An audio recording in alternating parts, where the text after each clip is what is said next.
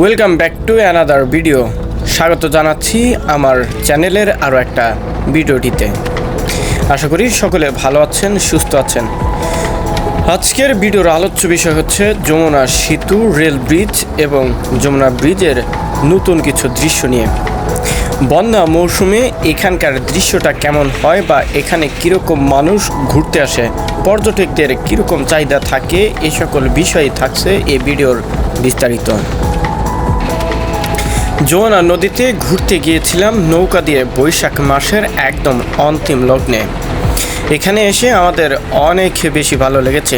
প্রাকৃতিক পরিবেশ এবং মনোমুগ্ধকর যে দুটো ব্রিজ, সে দুটো ব্রিজটা এত সুন্দর দেখা গেছে যেটা আমাদের কাছে অনেক সুন্দর লেগেছে। বিশেষ করে এই দিনটাতে অর্থাৎ দুপুর বেলায় বৃষ্টি হওয়ার পর আমরা বের হয়ে যাই নৌকা নিয়ে ব্রিজ দেখার উদ্দেশ্যে। প্রায় আমরা কয়েকজন মিলে যখন ব্রিজের কাছাকাছি যাই, ব্রিজটা যেন মাঝামাঝি অবস্থা থেকে শেষ পর্যন্ত থেকে একদম অনেকটা স্পষ্ট দেখা যাচ্ছিল।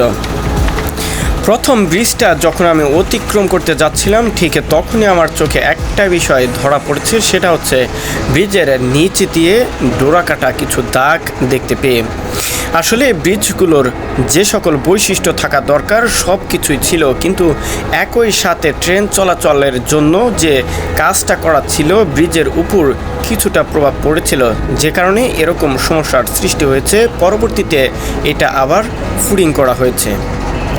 এই ব্রিজটার 3 কিলোমিটার উত্তর পাশ দিয়ে তৈরি হয়েছে বাংলাদেশের সর্ববৃহৎ রেল ব্রিজ, যে ব্রিজটা দিয়ে উত্তর এবং পশ্চিমবঙ্গের প্রায় 23 থেকে 35টি ডিস্ট্রিক্টের সাথে পূর্ববঙ্গের ডিস্ট্রিক্টগুলোর সাথে অর্থনৈতিকভাবে যোগাযোগ অনেকটাই সুগম হয়েছে।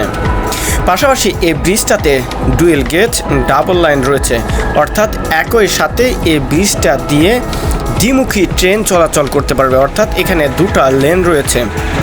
এই ব্রিজটা হওয়ার ফলে এখানে দ্রুত যাতায়াত করা যাচ্ছে।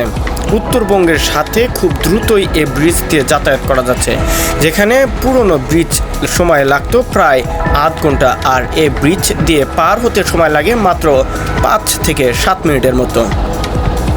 যেখানে বাংলাদেশি অর্থনৈতিক খাতে সবচেয়ে বেশি গুরুত্বপূর্ণ একটা অবস্থান হিসাবে দাঁড় করিয়েছে এই ব্রিজটি।